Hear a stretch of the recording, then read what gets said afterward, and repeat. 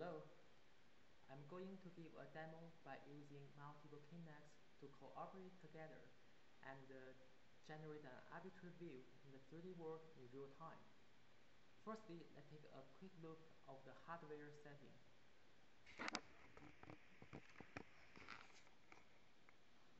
Okay, now what you are seeing are actually two computers, with each one is connected with one kinect. Let's take a close look. Here is the first kinect that is connected with this computer, and this is the second one that cooperates with that machine. The two kinects are located in a distance of about 1.2 meters, and they are oriented with an angle of about 30 degrees. Later on, these two kinects are going to capture the scene at the same time, and then the two computers are going to send the corresponding captured video through the network to the server, which is located there. The server will firstly synchronize the two captured video and then process the data and generate a bunch of 3D points in the 3D world. And then it can project these 3D points into a virtual camera, which can be in any arbitrary position. Alright, that is the basic process of this whole system. Okay, now let's start to have a look at the experiment results. These two windows you are seeing are actually running on the server. They are displaying the video that are captured from the two kinects that we have talked about earlier. This video is from the first kinect, and this one is from the second kinect. To give a better visual effect, I place a kinect box in front of the two kinects. We can notice that from the left window, this kinect box is captured from the left side by the camera. On the other hand, from the second window, we can see this box is captured from the right side. And our goal is that we want to generate a virtual video so that there is a virtual camera that captured the box in the front. Okay. So I open the third window, which will be used to display the virtual video.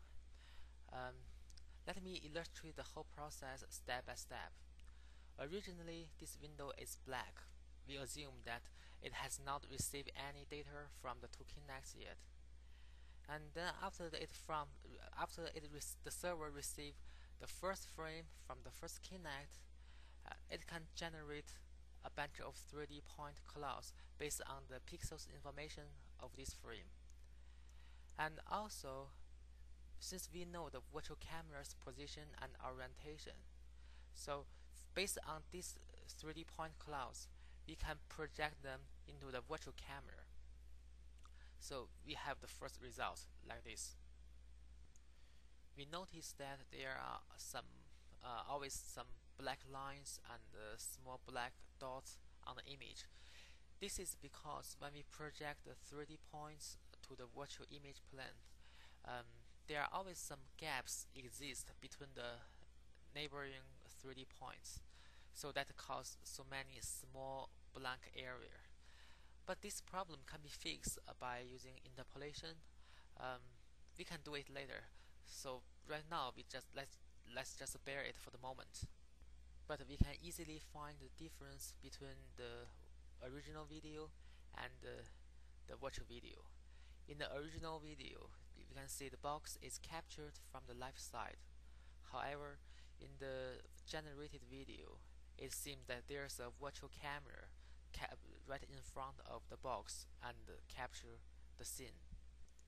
Also, we can find there is a very big black area in the virtual image. That is because this big blank area is not covered by the first kinect's camera. So that is the reason why we need multiple kinects to cooperate together to fill in the virtual image plane as much as possible. In the same way, we can generate the corresponding part from the second kinect.